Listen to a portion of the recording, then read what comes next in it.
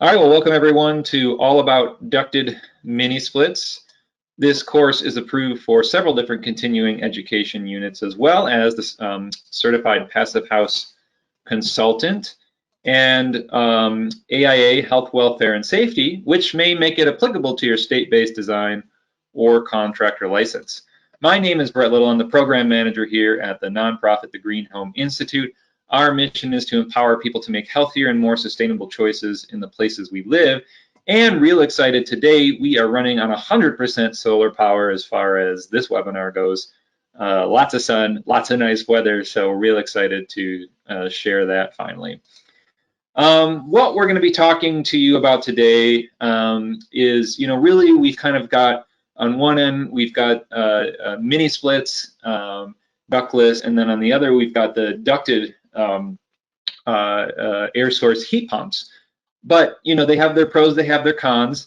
Is a ducted mini split maybe a solution to everything in many ways and opportunities? So we're going to be digging into that a little bit. We've talked about the mini splits, we talked about ducted air source heat pumps, and then of course how those tie into LEED and green certification and where that plays a role. And before I get started, I want to say a huge thanks to our sponsors, Mitsubishi, for all of their support of all of our events. And I upgraded my house to go all electric and switch from gas to air source heat pump. And just because of the quality of their product, the responsiveness of the company, and just their name recognition and everything that they do and support. I put this in back in November and I'm so excited I did it. And people ask me, do these air source heat pumps work when it's cold out? Well, I can tell you that I'm still here and alive today after all that cold weather we got hit with in Michigan in February during the Texas issues. Very cold here and still running strong, still going. So really thankful for their support, really thankful to test this out for the next year and share the results with you. They have ducted systems, ductless, ducted mini splits, and systems for variable refrigerant for multifamily and commercial buildings that can even be used for ventilation in some aspects. So really appreciate their support and make sure to check them out at MitsubishiComfort.com. And then thanks to our second tier sponsor, T-Stud, Go Naked.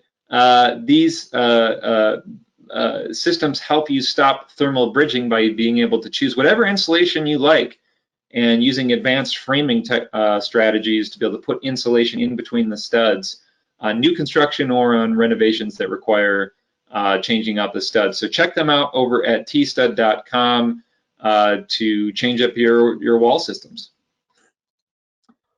So before we hand it off to Mike, actually, there are a couple lead items I want to go through on how these ductless, ducted mini splits rather, work within the LEED rating system, and we'll be talking a little bit about that throughout the course too, is when we cover it. The first and foremost is the minimum energy performance requirement, requiring the following Energy Star, not certifying, but following Energy Star. And then on the bottom there, we want to see fully ducted duct runs, which is just very difficult to use joists or building cavities with these types of systems to get the performance out of them. So that helps out a lot to avoid, because we see that issue all the time with traditional systems.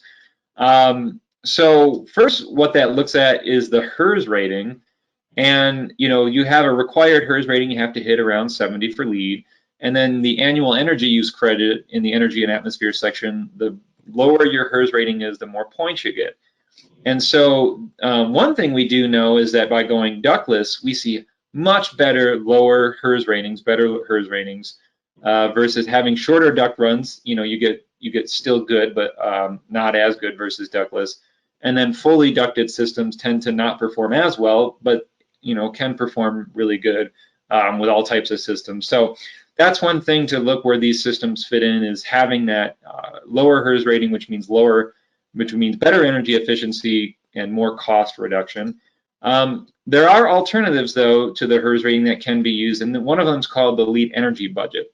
What we do find in a lot of places with higher electrical costs and lower gas costs, it can be very difficult to get a good HERS rating compared to alternative systems when looking at heat pumps. So you can instead use something that comes out of the HERS rating called the lead energy budget. And in almost all cases, the lead energy budget is going to perform much better when using these air source heat pump systems because they just traditionally use much less energy. That's what they're looking at. They're not looking at cost as much as they're looking at energy and carbon emissions.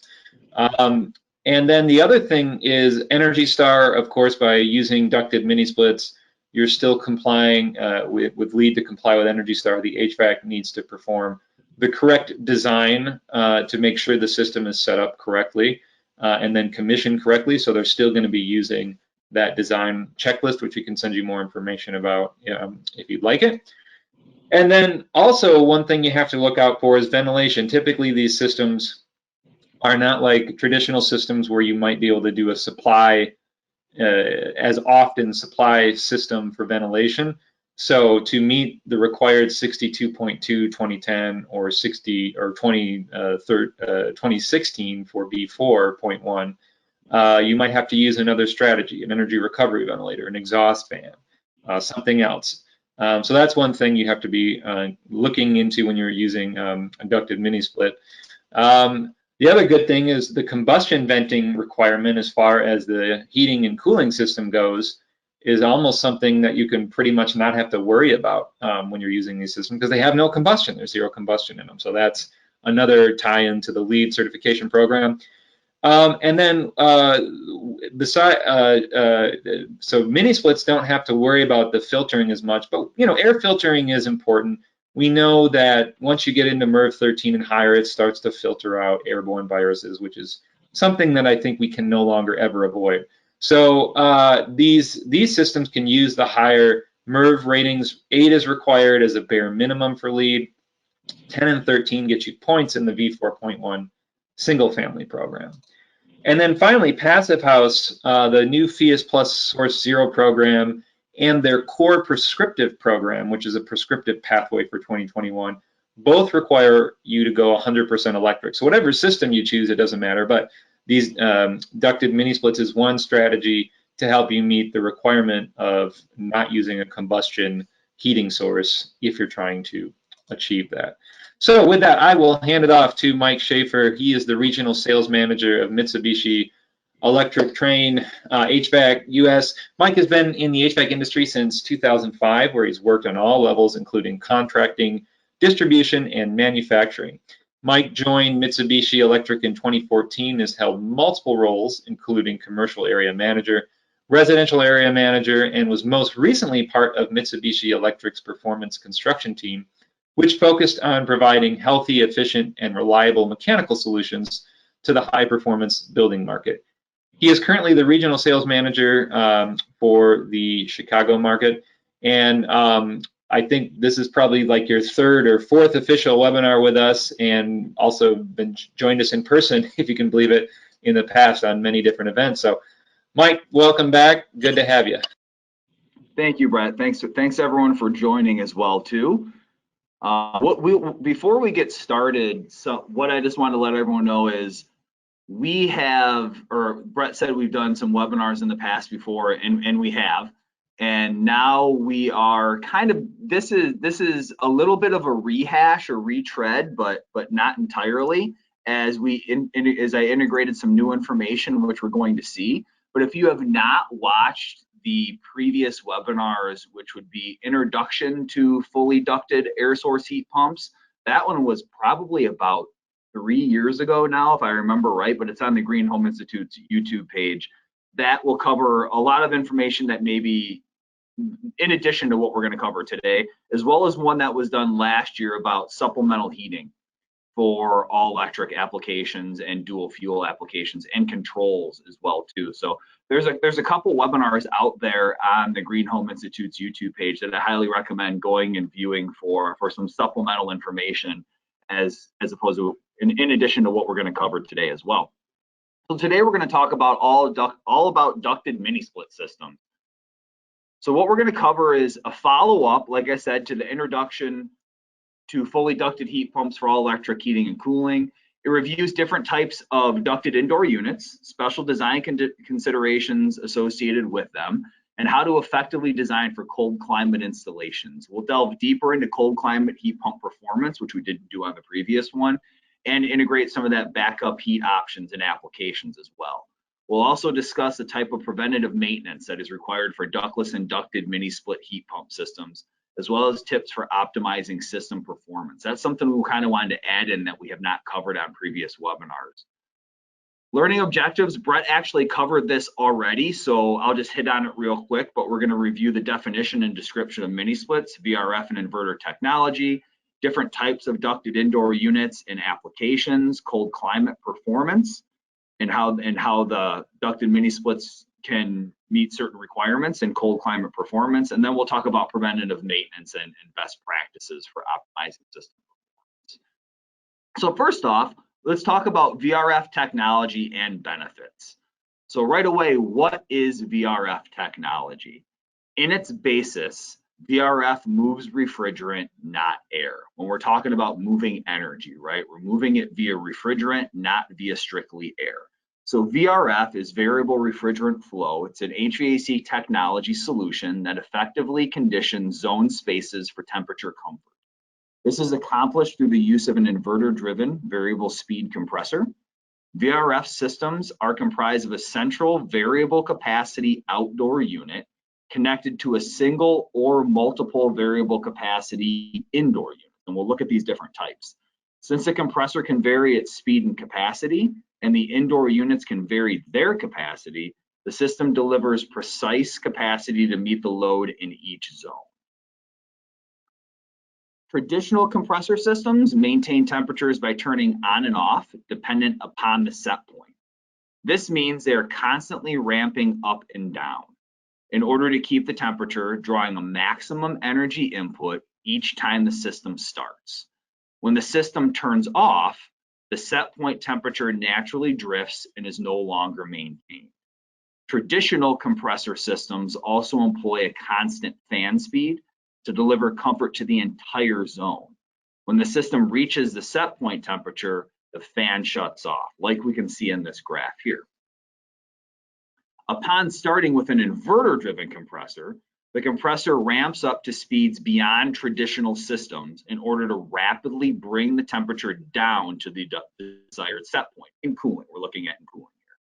Once the set point temperature is reached, fan rotation speed is maintained at low levels. So we modulate down.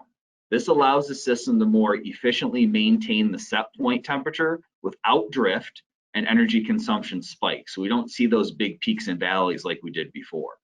This consistent performance provides dehumidification, reduces temperature stratification of the space, consistent filtration of the air, we're always running the fan, and less system noise on that startup and stop. Inverter-driven compressors can be compared to an automobile's cruise control feature. That's the best way to understand it if you're not familiar. Think about how you would press on the gas pedal to reach the speed limit, and then set the cruise control.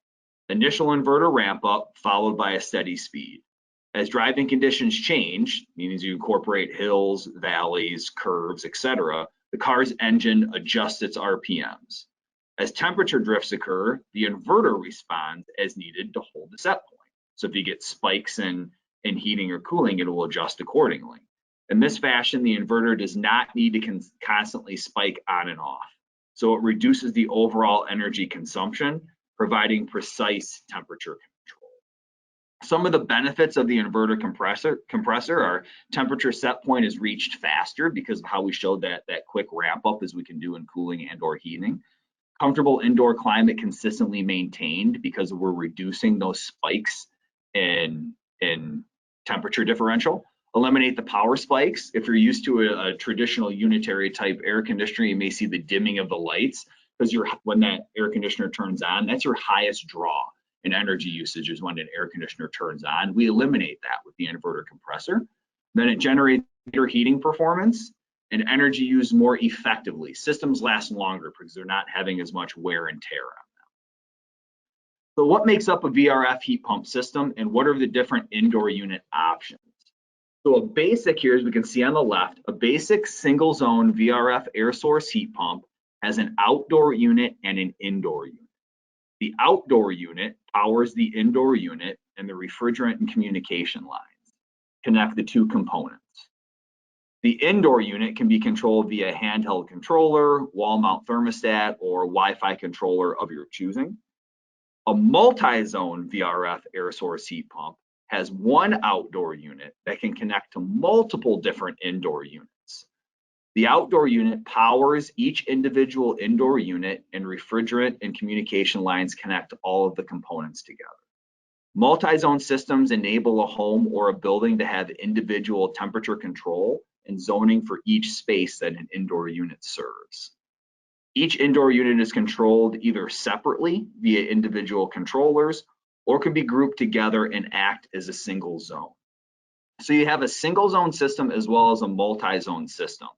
You're either connecting with one indoor unit for one zone or multiple indoor units for multiple zones.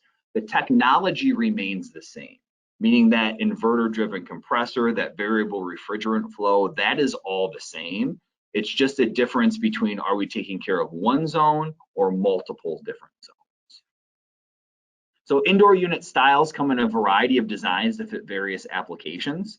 The different indoor unit models can be installed in a single zone application or mixed and matched in multi-zone applications. So some of these different indoor unit styles, which we'll look at the ducted ones a little bit closer, include a horizontal ducted style, which I always like this picture because we can joke, maybe it's there, maybe it's not, we don't know. So we're gonna look at it a little bit closer, just gives you a good application picture. A ceiling recessed unit, there's units that have a one-way air directional flow and a four-way air directional flow, depending on the model, but these indoor units recess into your ceiling and they're ductless as opposed to being a ductless wall mount. We have ductless floor mounted systems or low wall mounted systems. So these units would sit low on a wall or on the floor for applications where maybe you don't have high wall space. The traditional ductless wall mounted unit, which everyone has probably seen at one point or another, that is the most traditional and the most common and most popular. And that is a ductless application for a room or an area that has high wall space. Then there's multi-position air handlers. So there's a fully ducted solution that we will look at a little bit deeper as well. There's three basic types of ducted indoor units. That's what we want to delve in a little bit deeper into today, is these ducted indoor units, these ducted mini splits as we're calling them. So there's three basic types of ducted indoor units. First, we have a horizontal ducted indoor unit. This one right here is a low static air handler, meaning it's not built to move a lot of air. It has a lower external static pressure and lower CFM, so it's meant to have a limited amount of ductwork attached. This unit is extremely quiet with a very small footprint, great for serving one or two rooms. This is really great for applications where maybe we have two bedrooms next to each other, or a very small apartment, think a studio or one bedroom apartment, or a master suite application where I have a master bedroom, walk-in closet, and a master bath. I'm doing shorter duct runs with a low static unit. It's built with basically a wimpy blower with purpose, right? It's small in size. It's about the size of a pizza box, but taller. And it's meant for short duct runs. It's extremely quiet, it's compact. It's meant to be able to take care of multiple spaces or hide it if someone doesn't want to see a ductless indoor unit. Next is a medium static horizontal ducted unit. This air handler has a higher external static pressure and higher CFM, which enables much more ductwork to be attached than the low static unit.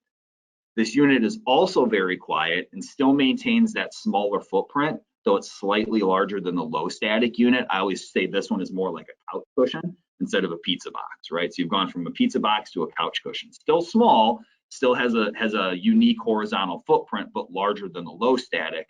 So this is great for ducting whole floors, apartments, small homes. Done many applications where we've ducted in entire condos, entire second floors on a two-story home, entire small homes, depending on the climate and the amount of BTUs that are required. and the CFM that is required, a medium static horizontal unit is becoming way more popular, because now we can keep that horizontal footprint and put a lot more ductwork on that system.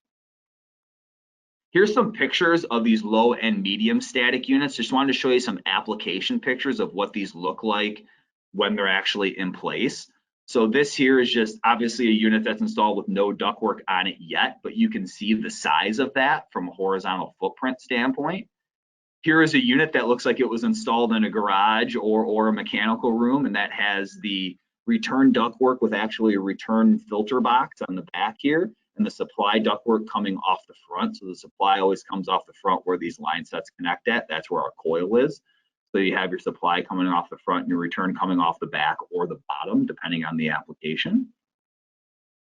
Here's a look of a nicely ducted, horizontal ducted system, where actually this is like a pair of pants plenum, where I have my supply coming off the front, and then I have a supply plenum coming off the front, and then I'm curving right off with a couple different supply duct runs, and then my return coming off the back. So this is a nicely designed, and you can see the small footprint that this would take in an attic space.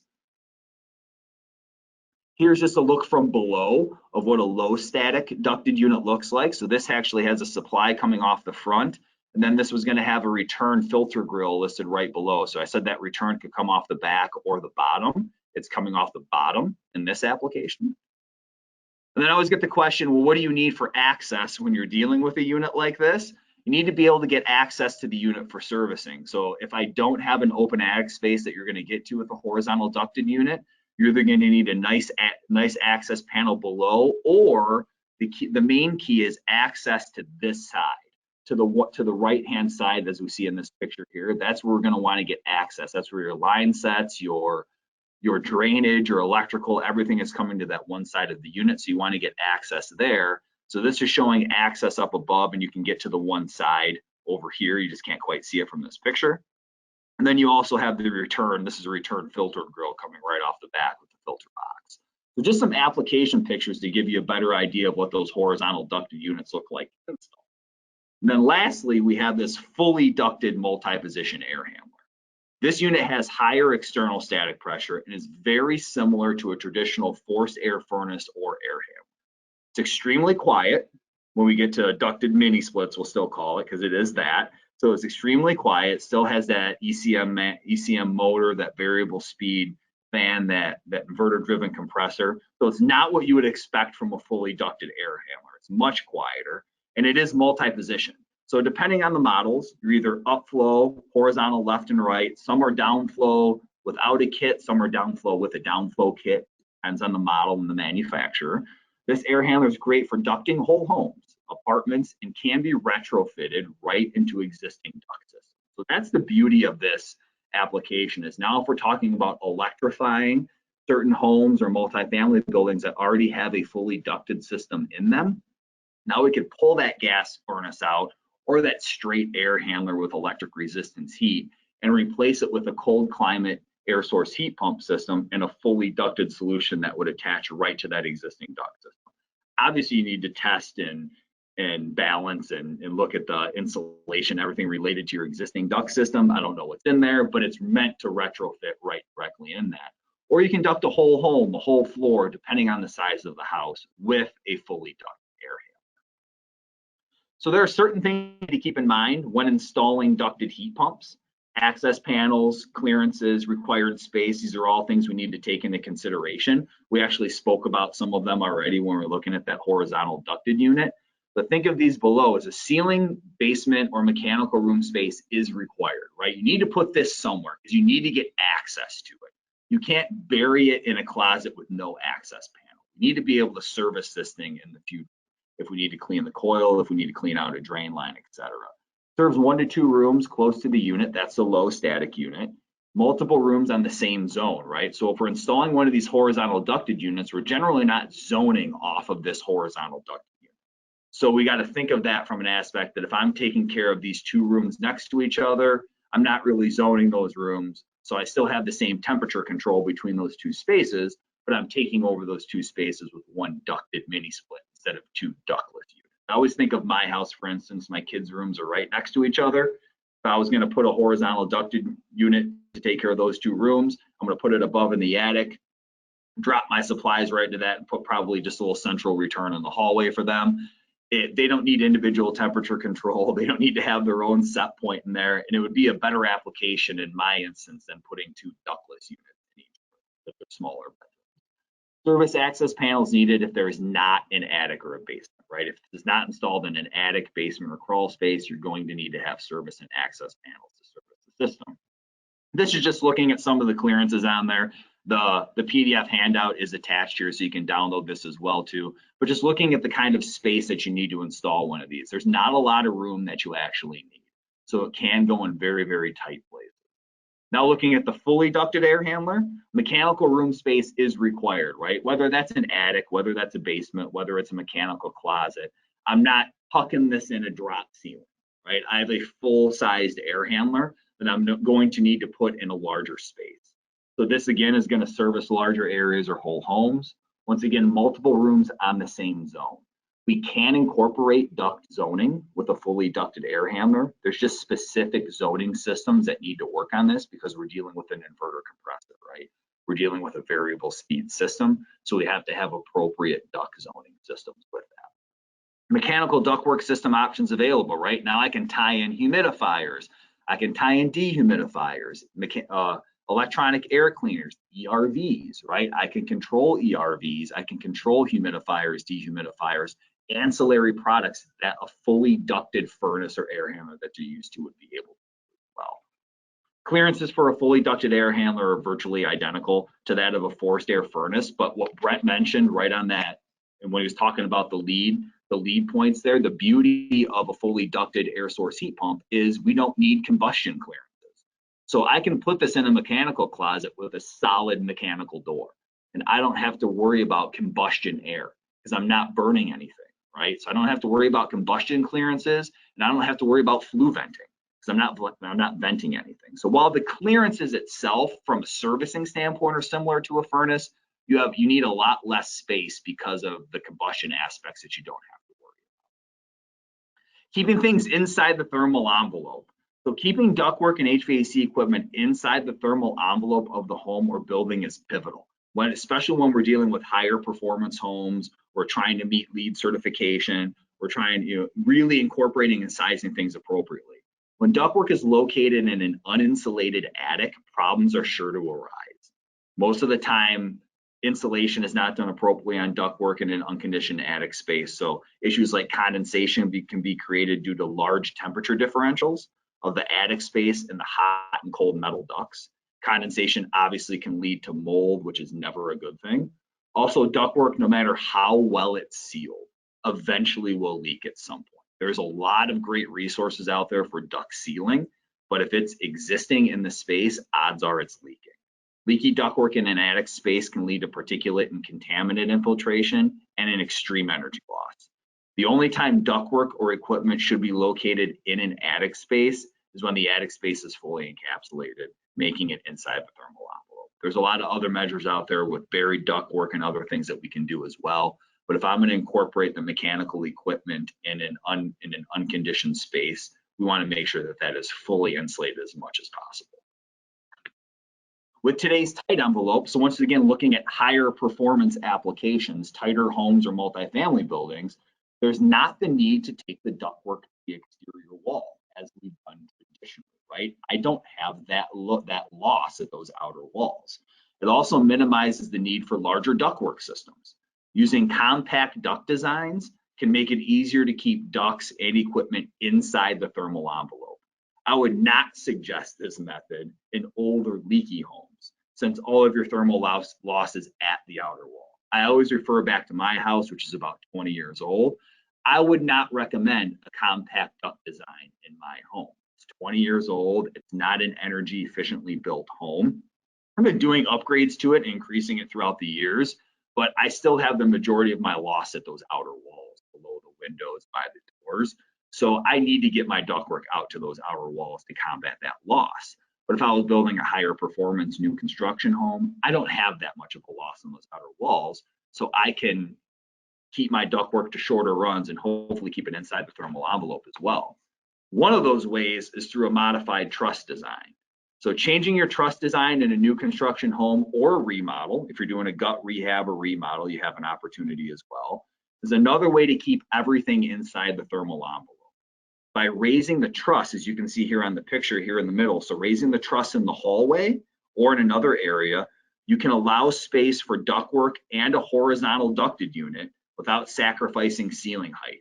So you're not having to drop a ceiling, you're actually modifying the truss design, raising the truss in a hallway or in a central location, and keeping your ceiling height consistent to that 8-9 foot ceiling height, whatever you might have, and then locating your horizontal ducted unit and the ductwork in that modified truss space. So it keeps it inside the thermal envelope as long as everything is insulated and encapsulated, which it would be, and not having to drop the ceiling. So you're not sacrificing that actual square footage space. Low static units require special considerations when it comes to duct design. We could spend all day going over duct design, which we're not going to do. So just to keep it simple, we need to follow the same duct sizing rules as we would for a fully ducted air handler, just keeping that lower external static pressure in mind, right? So we're still duct sizing the same, we just have to pay attention to that lower external static pressure. So duct design is accomplished by doing a manual D. It's a duct design for static pressure and CFM flow, and a manual T, which is your termination design for duct grill calculation. Duct design can be challenging and is often where comfort problems arise. So a really well done duct system would actually allow you to get much more ductwork off of a low static unit than a poorly designed duct system. Here's a snapshot of the basic duct design for a low static ducted unit. If we look at some of these design notes down here, so this low static ducted unit, which I'm talking to, really has an external static pressure of 0.2. So that's not very much. It's very low static, so it can't have a ton of ductwork on it. But keep in mind that that is including the coil as well. So generally, when you're looking at static pressure on a traditional furnace, it may be 1 inch of static pressure, but that is not including the pressure drop from an added-on A coil for air conditioning. Whereas when we're looking at these horizontal ducted units, the static pressure in those is always taking that coil, the pressure drop from the coil into consideration because it's built into the unit. So it's actually a little bit more than you would think. But we can see from some design notes, just basic rule of thumb on a low static unit is total duct length. So that's your supply duct and return duct should be less than 50 total equivalent feet. When we add things up, when we talk about total equivalent feet, that's taking in your pressure drop from your supply plenum, your return ductwork, your elbows, your grills, everything associated with it. It's not a lot of duct run on a low static unit. It's generally, maybe 2 to 3 supplies at a most is what you're getting out of a low static unit. So you'll have this on the handout. You can refer back to it as well. So what about some backup and supplemental heat for ducted indoor units before we get into the cold climate applications? So speaking of supplemental heat, now we're going to look at how many different types of electric and gas options are available. But when do you need backup or supplemental heat? Climate is the #1 reason. When cold climate heat pumps have tremendous heating output, even at sub-zero temperatures, as we saw in earlier, as we'll see in some coming slides, there's climates where it just gets too cold for heat pumps to be a sole source of heat. Think about Minnesota, Wisconsin, northern Michigan, and other applications like North Dakota, Alaska. Backup heat is needed in these areas. Larger heating BTU loads may also require supplemental heat to help make up extra BTUs. I even think of Chicago, for instance, where we can possibly get away with no backup heat. I may have a larger heating load where I need some supplemental heating as well.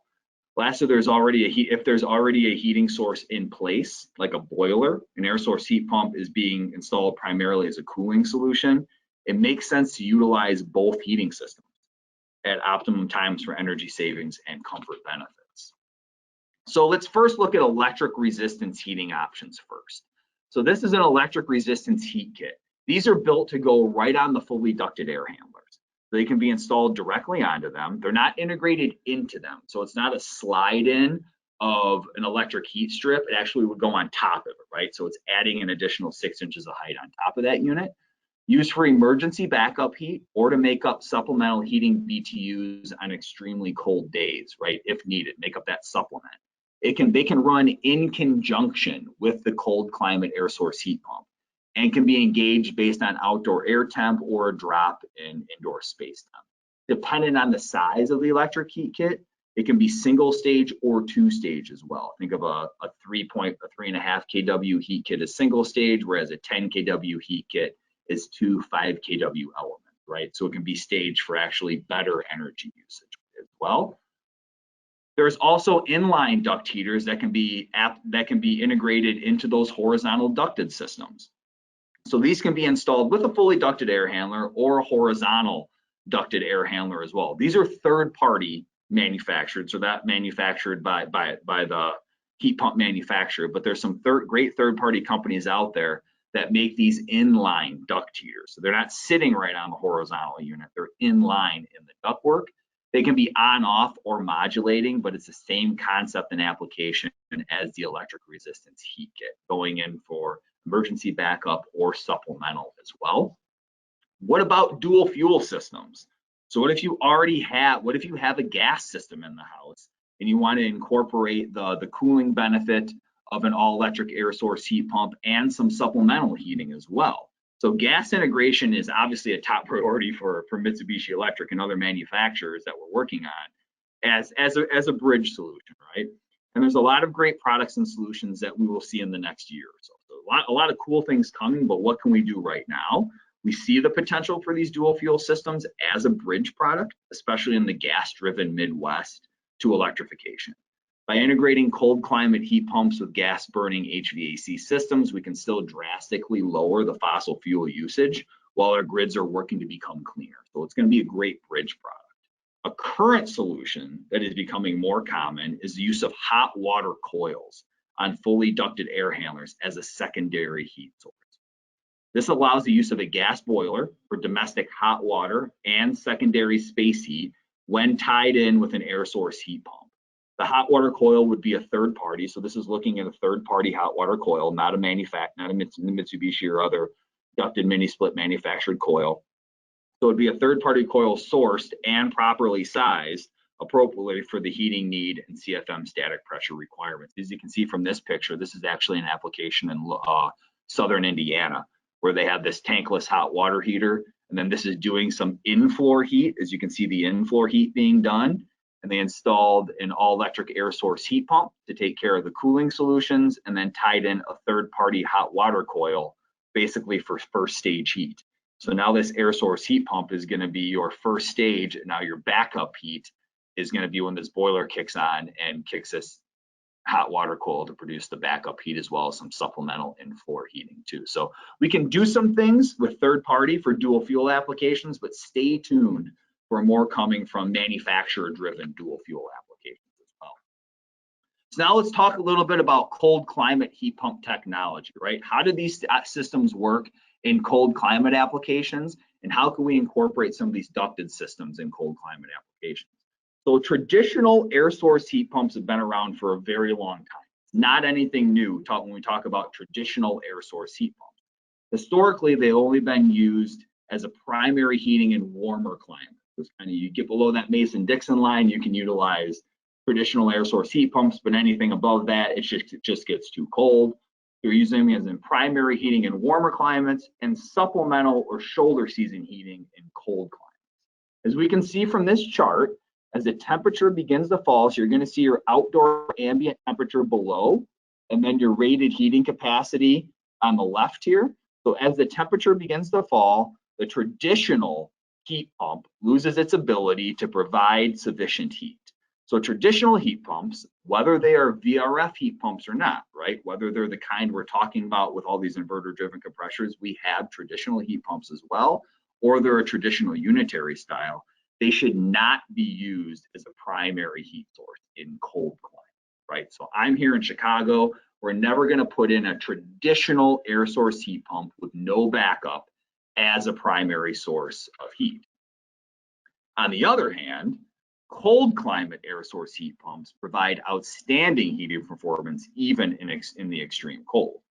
Cold climate heat pumps maintain 100% heating capacity down into the single digits, depends on the manufacturer. It could be 5, could be 0, could be -5. So they're getting better as the technology continues to develop.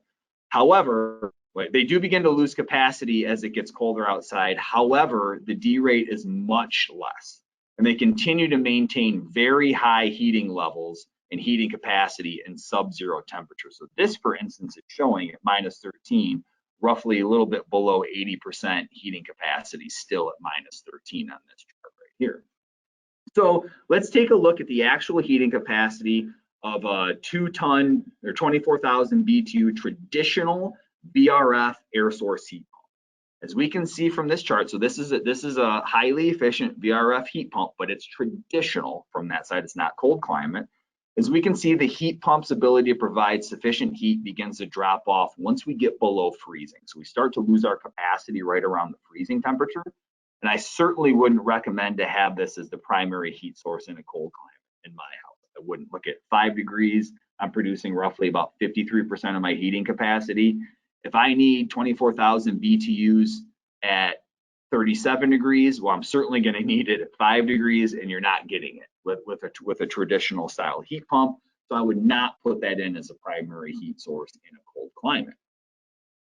Now let's look at the heating capability of a 24,000 BTU VRF cold climate air source heat pump. This heat pump maintains 100% of its heating capacity down to 5 degrees. And like I said, some of these are -5 now, so they've even gotten better, and still maintains roughly about 90% of its heating capacity at -13. Please note that these are all ambient temperatures, as wind chill doesn't have an effect on the heat pump's performance in terms of BTU output. What happens if it gets colder than -13? The heat pump will continue to operate just at a lower capacity. So I can actually show you what Mitsubishi does. We rate them to -13, but the heating capacity and performance goes beyond that. So I would be 100% comfortable installing this cold climate air source heat pump as a primary heating source in my home or in a cold climate application. Once again, dependent on how cold that cold climate application actually is. Am I talking Minnesota, Wisconsin? Maybe I'm going to have some backup electric heat for supplemental or emergency backup, but this is going to be your primary heating source. You can absolutely use it as a primary heating source with backup needed dependent upon the climate. Just wanted to hit on this real quick and show you some actual performance data that we looked at sole source cold climate air source heat pump. So this was just a study that was done in Minnesota a couple years back, looking at cold climate air source heat pump performance and if it can just replace a traditional fossil fuel burning system. So there were a couple studies done here. One was done looking at a new construction home, which was actually just a duplex, but it was new construction. I think it was built in 2016, 2017.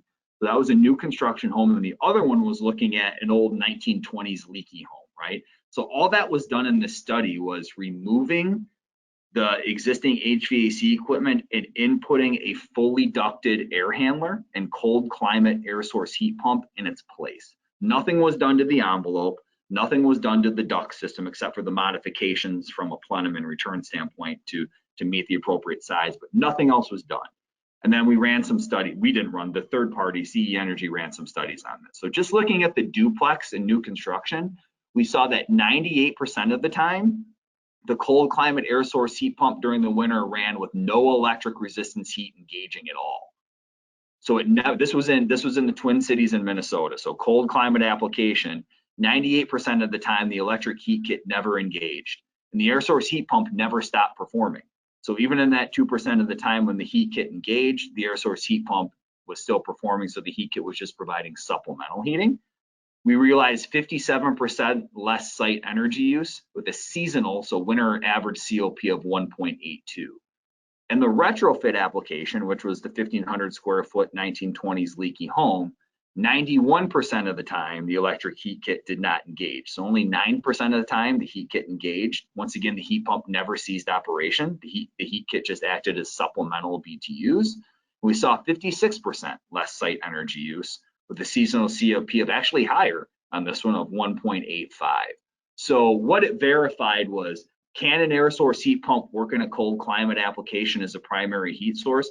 Absolutely. Once again, I'm in Minnesota, I'm going to recommend and put in backup electric heat kit and size this system appropriately, but it absolutely can act as a primary heat source with some electric backup for the coldest days of the year. Just looking at weather data and cold climate heat pump performance, I wanted to see, because we always remember the coldest days, right? Brett talked about it. You know, we remember the coldest days, we remember the bad scenarios like happened in Texas and things like that, in the polar vortexes. But on average, I took a snapshot of bin data for heating and cooling hours of Chicago over the last 20 years. So this is looking at an average. So as we can see, this red line is the average highest, warmest days of the year, and the solid blue line is the coldest on average days of the year per month, with the variations and stratifications off of that with the red and the blue color. So what I put it was this line right here, which is 100% heating BTUs at 5 degrees. Once again, it could be -5 now, depending on the application, but we'll look at 100% heating at 5 degrees, which is more common with cold climate air source heat pumps. We're seeing very little amount of the time on average do we actually spend below 5 degrees here in Chicago. How much time is that actually? So really looking at the bin data on average, it's about 163 hours per year are we actually at 5 degrees or colder. So very, very little amount of time. Remember looking at that systems and that cold climate heat pump chart where we showed performance. What are we doing when we hit 5 degrees? Below 5 degrees, we're still operating, right? We're just losing some capacity at that point. 100% heating output was at 5 degrees. So in reality, 98% of the time, a cold climate air source heat pump in Chicago is operating at 100% heating capacity or higher. So very, very little percent of the time, actually 2% of the year, are we below 100% heating capacity here in Chicago. Obviously, this would change depending on your climate, but I like to give a snapshot of where I live, and we can see how performance is locally here in Chicago. Ventilation. Brett talked to this, and I wanted to hit on it just a little bit. What about ventilation? Because we get lots of questions about how do we tie in ventilation with air source heat pumps. With ductless units, you're decoupling them, right? You're doing something separate because you're not tying into most ductless units. Some you can, but it still needs to be fan forced into that. So ceiling cassettes, for instance, some of them can have a knockout, have a ventilation knockout, but still need to fan force that air into it. So what about ducted systems? Fresh air can be brought directly into a ducted indoor unit to meet ventilation requirements. So you can tie, and we'll look at a couple pictures, you can tie the ductwork right into a fully ducted air source heat pump as well. ERVs and HRVs can either be fully decoupled from the VRF system, ductless, you're going to decouple it, or ducted directly into a ducted indoor. So here's a snapshot of an example of an ERV that's ducted into a fully ducted air handler. So the ERV supply, as we can see here, ties directly into the duct system. I prefer to have it to actually go into the HVAC supply, but that's another conversation if we were going to talk about that. And the ERV then return pulls from the exhaust from the other areas of the home where that's ducted. So you can tie that ERV supply into a fully ducted system, whether that is an air handler or one of the horizontal styles as well too. Here's another snapshot looking at a conditioned ERV. So we're at a high performance ERV that's actually tied into one of our horizontal ducted units. So this is seeing the supply going into the return of this horizontal ducted unit, and then the supply from this ERV going out into the space that's ducted into there. So this is tying both pieces of equipment together. So this is very, very nice and a really cool application. This is actually down in Champaign-Urbana on a solar decathlon home that the University of Illinois is working on that's tying these two pieces of equipment together. So it's actually a really cool application. It looks sharp when it's done. And look at the amount of space that it takes up. It's not a lot either for that horizontal ducted unit. Here's an example of a fully decoupled ERV system, right? So here's looking at a high performance ERV that's fully decoupled, not tied into the heating and cooling system at all. And it's fully piped and ducted independently and operates fully independently from the heating and cooling system. So you can tie it together, you can decouple it. There's a lot of different methods. Let me know, I'm always here to help with how to integrate this effectively. The last thing we wanted to cover, which at time we're 9 minutes left, so I think we're pretty much perfect. The last thing we wanted to cover here was mini split installation best practices and preventative maintenance. So we get calls and requests and ask for more information about what do we have to do with these mini split systems, whether it's a ductless indoor unit, a ducted indoor unit, what do I got to do to this outdoor unit? How much maintenance is required on that? I want to spend the last few minutes we have here, kind of break this down in simplistic forms, but look at what we actually have to do to maintain this equipment. Because there's a lot of questions to that, and it's not very complicated. It doesn't need to be thought of as this alien type product, but I wanted to break it down to some basics. So first off, some installation best practices. Some keys here for optimal system performance, where we see errors at, where we see mistakes. Following wiring instructions. So it's very key with a high efficient air source heat pump like this to follow the specific wiring instructions. It's not complicated, but it is wired a bit differently than a traditional furnace and air conditioner. So follow the wiring instructions. It's not complicated at all, but this is where a lot of errors can occur, especially on multi-zone systems, meaning that I'm running wiring from my outdoor unit to indoor unit A, and then from my outdoor unit to indoor unit B. So I run my line sets appropriately, but I crossed my wires by mistake. So just follow those wiring instructions and pay attention to that. We need to insulate both refrigerant lines. On a traditional air conditioning system, we only insulate that suction line because that's the line that condensates. But a heat pump reverses that cycle. So now my liquid line becomes my suction line, and I need to insulate both lines. So it's a key on air source heat pumps to make sure that we insulate both refrigerant lines. Proper flaring techniques need to be followed. Avoid brazing if possible. All ductless or mini split type air source heat pumps are flared. Flared meaning your line set connections. Adhere to proper flaring techniques, which means utilizing a torque wrench, following the appropriate foot-pounds on that torque wrench. Avoid brazing the line sets together or the unit to the line set if possible.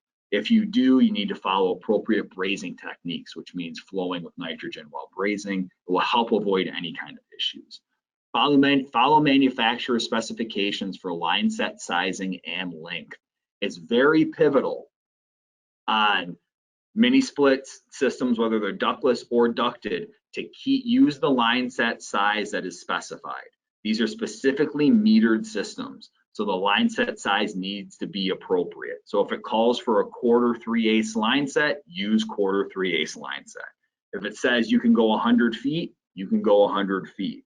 Adhere to those specifications on these systems. Adhere to unit clearances, right? We've talked about indoor unit on ducted systems. What about the outdoor unit, right? Adhere to the clearances. We're exhausting off the front, so we can't put this an inch away from a solid wall, right? Because it's just air. It's acidic exhaust or anything. It's just air, but we need our appropriate clearances for that outdoor unit. So we have to have a little bit of room. Make sure to raise that outdoor heat pump in cold climates. There's 2 reasons why we need to raise that outdoor heat pump in cold climates. One of those is snow, as we can see from certain pictures over here. So we want to keep them raised to help avoid that snow getting in the fan, because we're operating in the winter, right? We don't have to worry about this with traditional unitary air conditioners because they're not operating in the winter. So snow can pile up on them, it doesn't matter.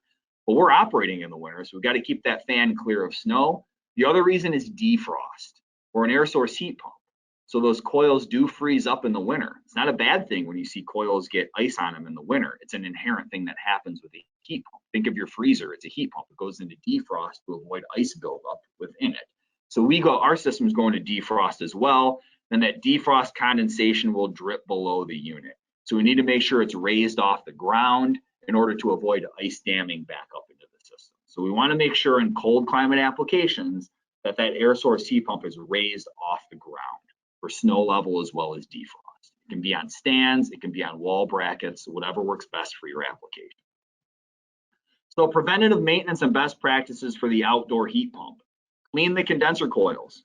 Just like your traditional air conditioner, the condenser coils need to be cleaned. How much? It depends on your climate, right? Do you have a lot of, there's a word I'm looking for, like dogwood, but there's a little white stuff that floats around the air that's escaping me right now. But that can clog up those condenser coils. If it's a dirty environment, right?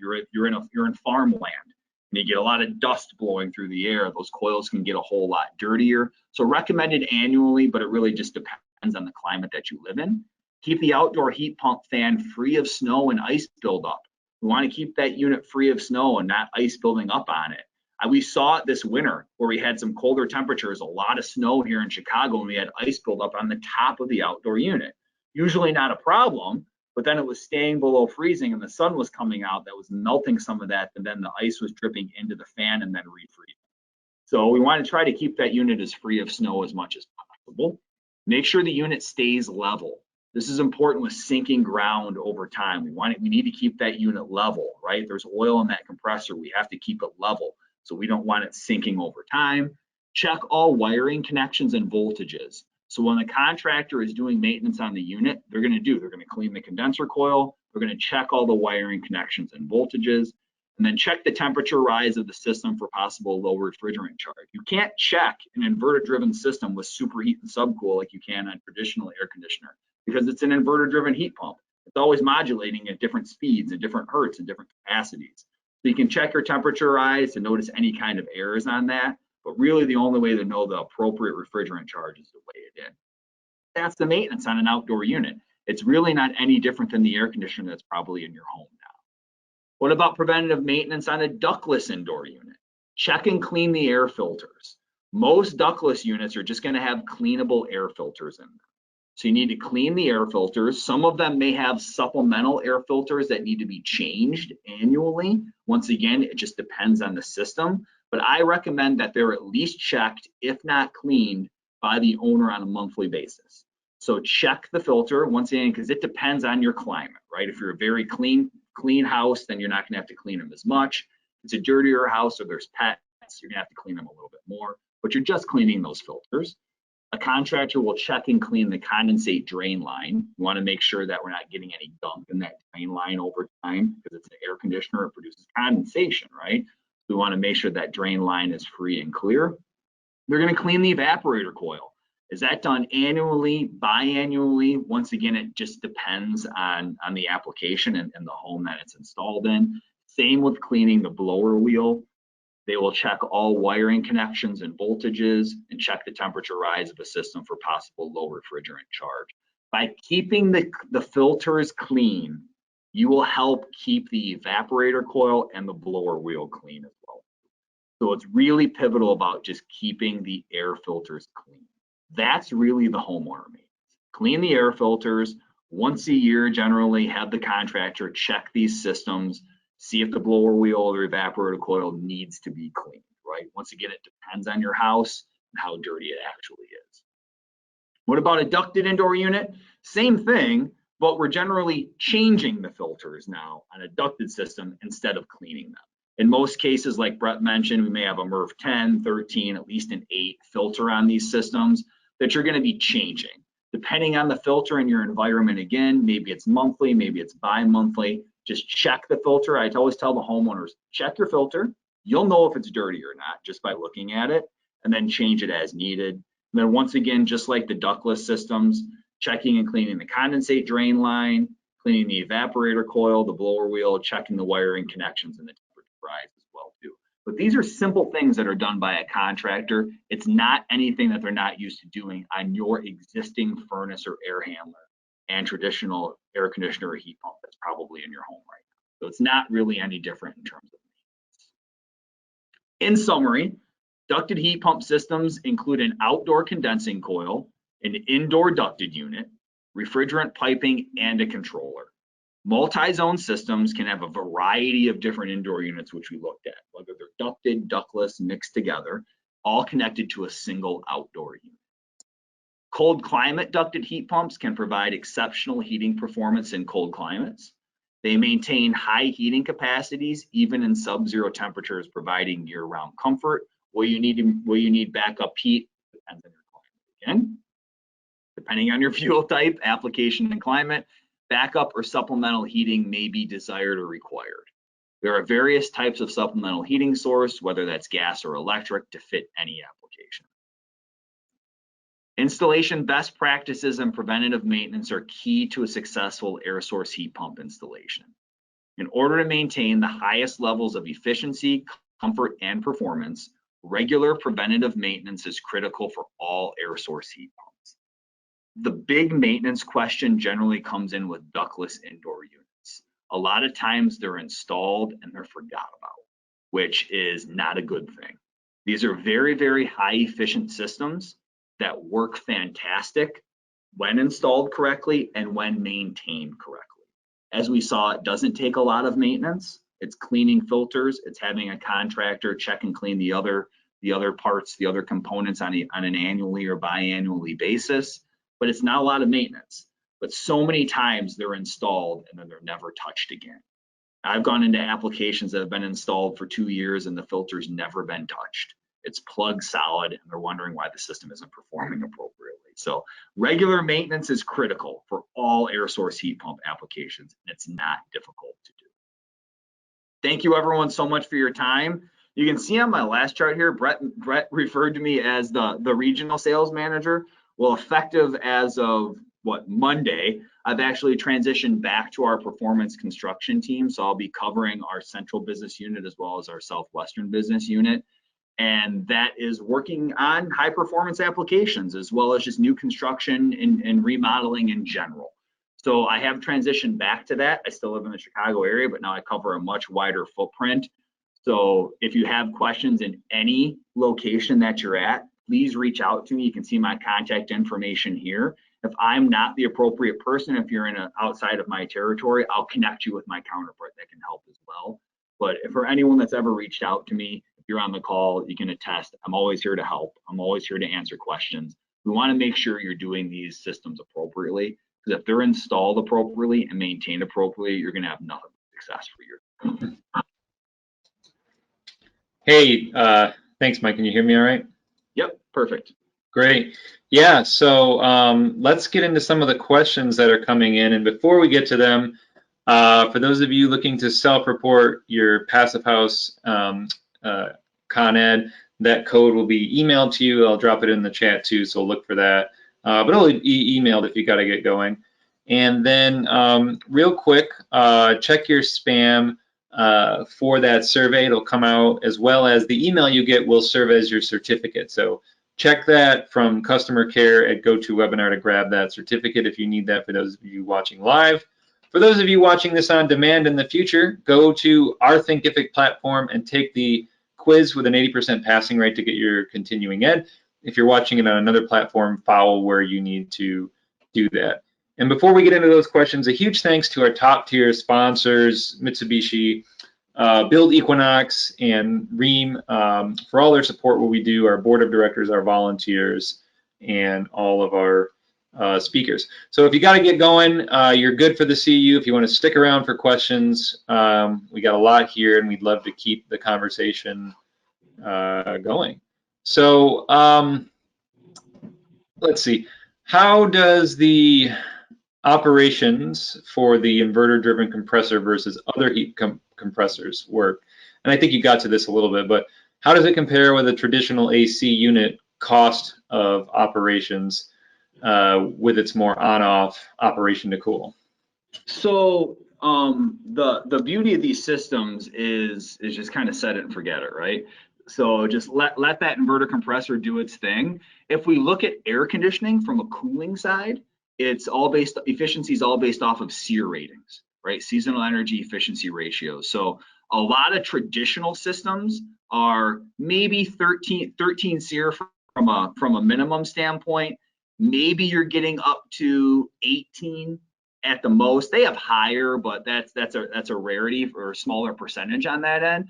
When you start looking at inverter-driven systems, especially with these type that we've been talking about, there's low SEER systems that we call that are 16 SEER. That's a low SEER considering that. You're up to SEERs in the high 20s, 30s.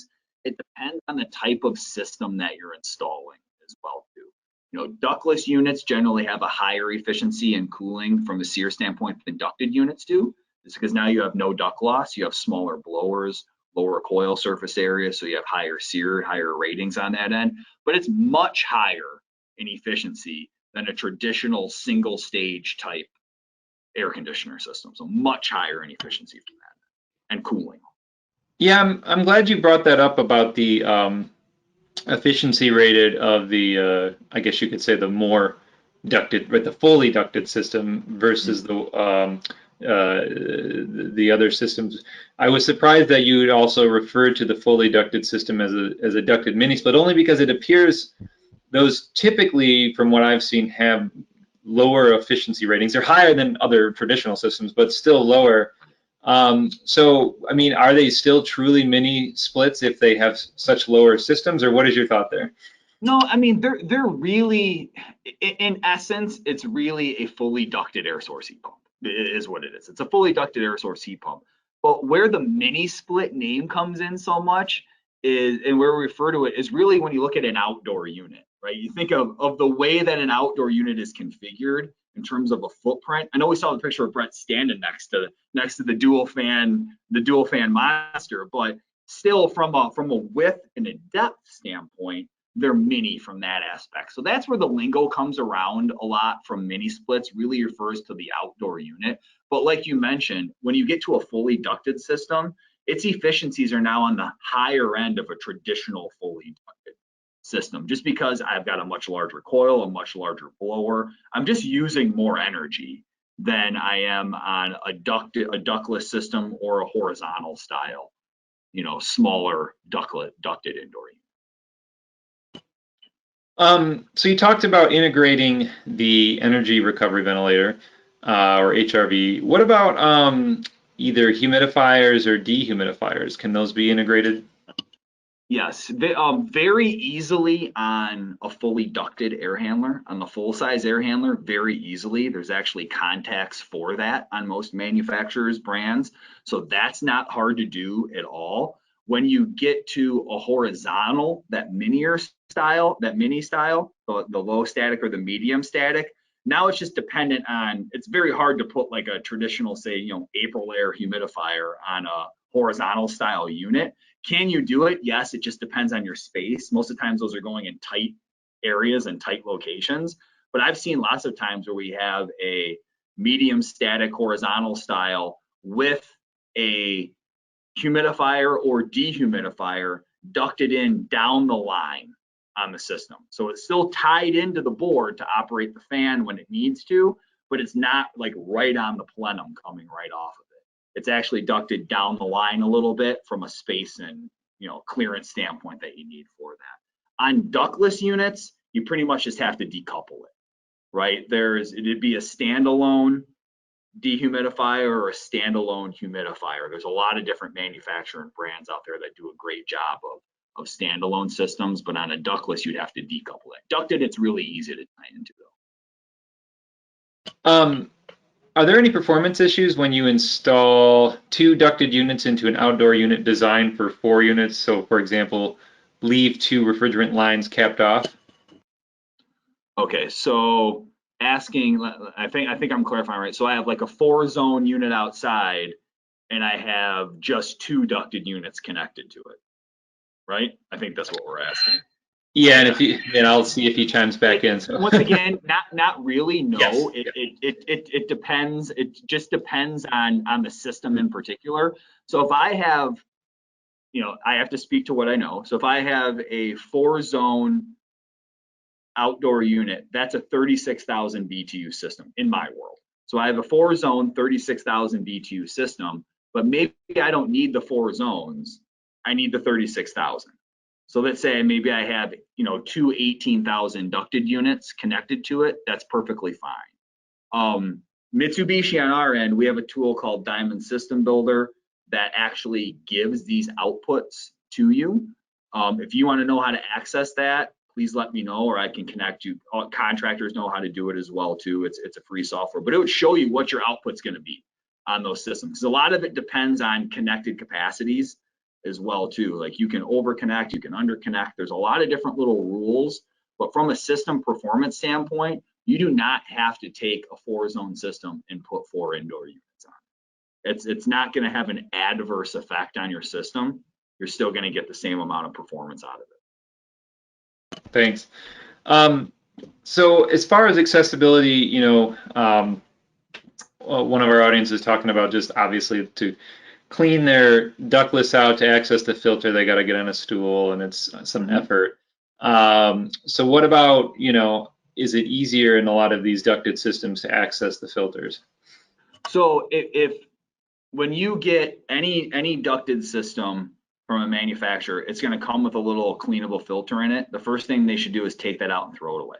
Contractors should not put it in, because odds are these, especially I'm talking about the mini split duct units, the horizontal style, odds are those are going in an attic, they're going in a drop ceiling, they're going in a place that's probably not going to be easier for you to access.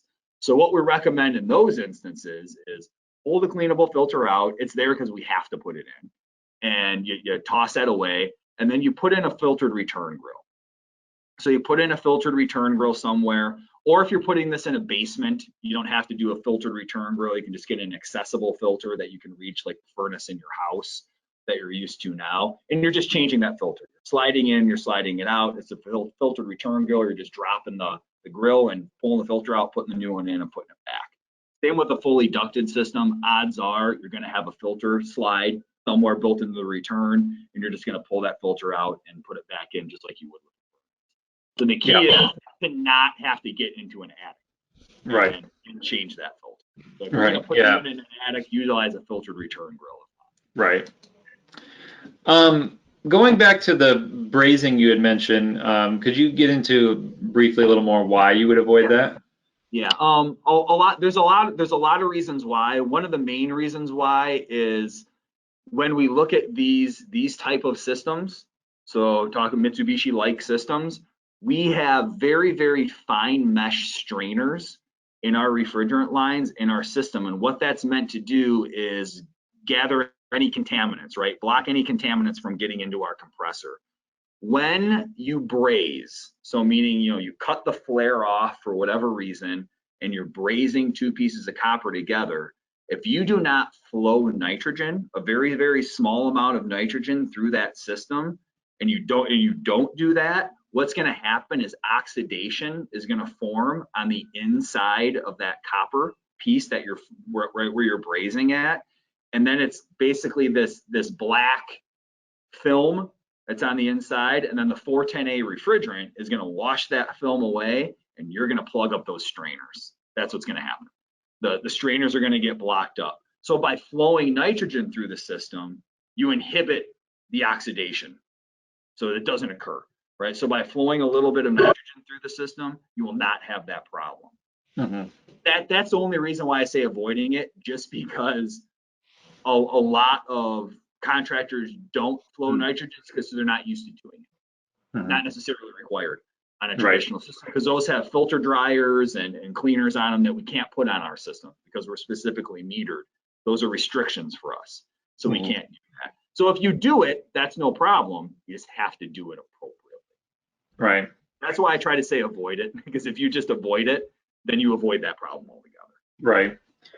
Well, I'm glad you brought up refrigerant. So the next question, obviously, and I don't know if they've updated their program, but the folks over at Drawdown identified refrigeration as sort of the #1 climate change threat, right? Like they kind of put it out there, refrigerants, right? And if you follow that, they're pretty, a lot of it's kind of talking about these old refrigerators and in supermarkets, and not necessarily in our HVAC systems, but are you seeing that these systems are at some point being able to perform like this and use alternatives, maybe like CO2, or what do you think? Yeah, and we're going to have to. It's a matter of 410A is going to go away.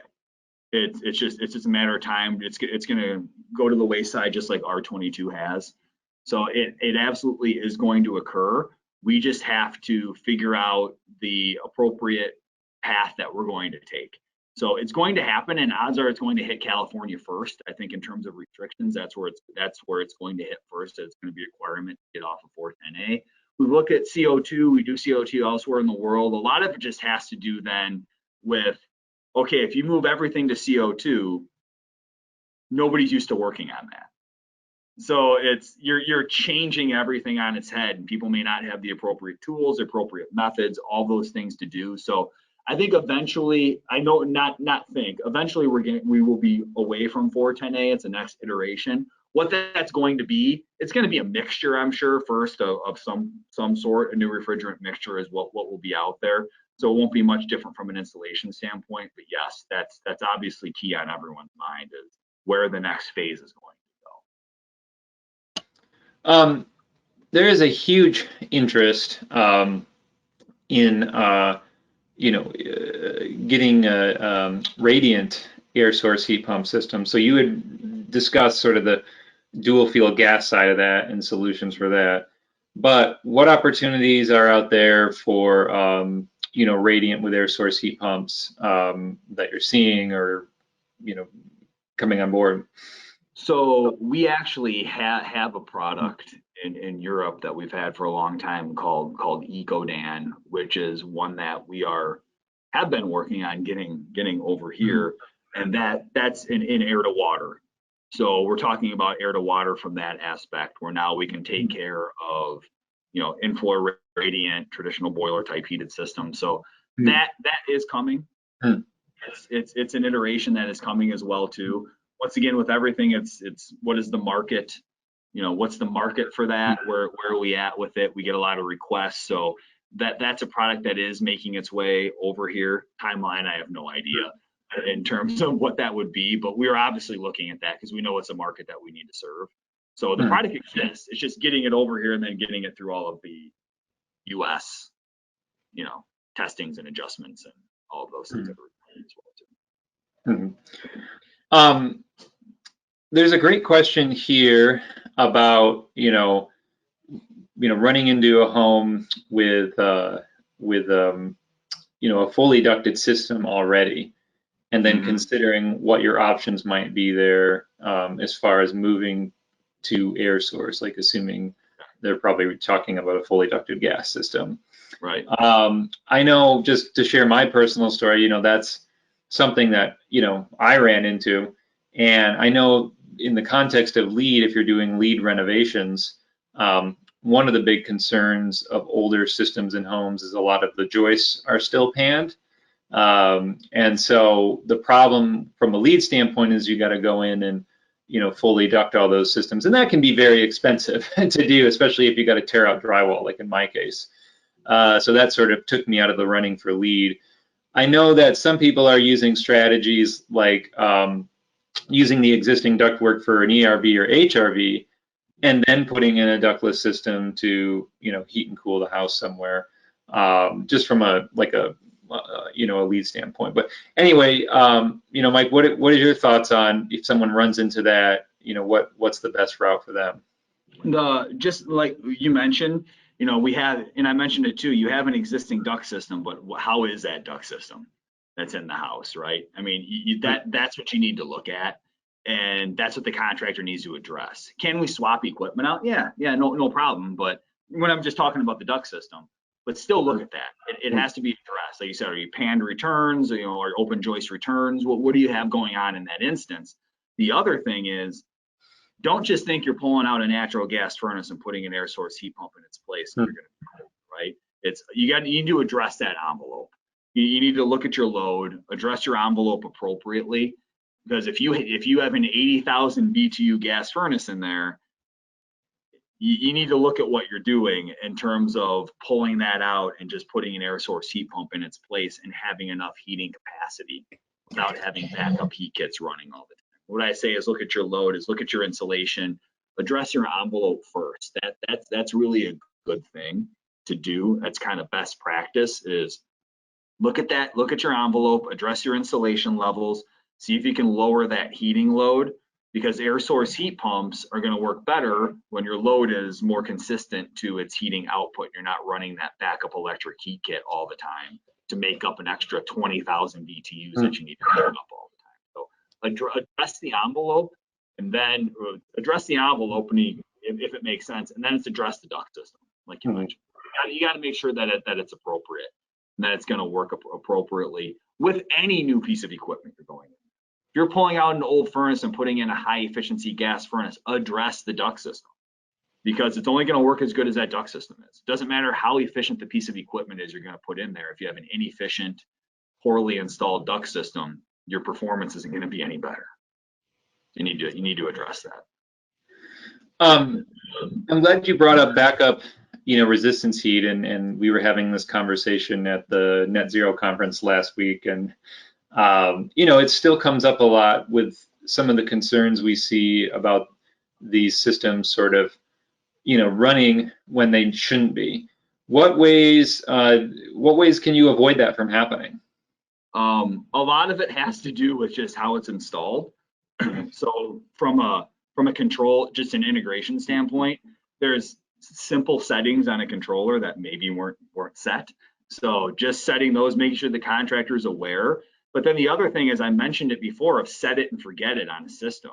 That's really key, because a lot of systems, you have electric resistance heat kit, so backup heat that's going to engage based off of indoor temperature, right? So if all of a sudden, depending on the system, everyone's different, but let's say the temperature drop is 2 degrees, whatever it might be. Well, if you go into a nightly setback of 4 or 5 degrees on your system and heating because you want to sleep with it a little bit colder, when you're coming out of that setback now in the morning, you're 4 or 5 degrees below set point, you're maybe engaging your electric heat kits when they have no need to be engaged. You would have easily made up that 4 or 5 degrees in a matter of minutes, depending on how cold it is outside. So that's when we see a lot of heat kits engaging, is deep setbacks. So people doing deeper setbacks, because you're used to doing that with a gas furnace, because you recover very quickly on that. And a heat pump, it takes a little bit longer to recover. And if you have electric heat kits installed, deep setbacks are going to engage those heat kits when they don't need to be engaged. Gotcha. A question here, can a horizontal low mid static be adapted to be used vertical with a kit or condensate management system? Not with our systems. That's so I can speak to that. A lot of it has to do with condensate, and that it doesn't work with the way the designs are that we had. I can only speak to our systems. Gotcha. Okay. Yeah. Well, those are all the questions that I see right now. And yeah, if everyone gives me a second and sticks on for a minute after we close out, I will. I'll send that Passive House code out, and it's also going to get sent out through email, so you definitely won't miss it. But yeah, Mike, really appreciate having you here again for the who knows what time anymore. You've been on a lot of our sessions, and hopefully we'll have you back out maybe at the end of the year or early next year for any other exciting stuff you have to be fantastic. Tell us about. Thank you. Thanks, Brett, and thank everyone for being on today. Really appreciate everyone's time. Yeah. And where can if people want to reach out and learn more, where can they contact you at? You can see my email address is right here. You can also reach out to our consumer website, which is MitsubishiComfort.com. That's also where you can find contractors if you need to find appropriate Mitsubishi contractors. It's all via MitsubishiComfort.com. Great. Well, thank you so much for joining us. Thanks, you all. Be safe out there. Be well, and we'll catch you same time next week. So take care. All right. Thank you, everybody. Be sure to check out all of our courses available online that you can watch anytime and anywhere to pick up your CEUs. Before you go, make sure to subscribe to us on YouTube to get weekly updates and stay up to date on green building science courses, webinars, and home tours. Thanks again.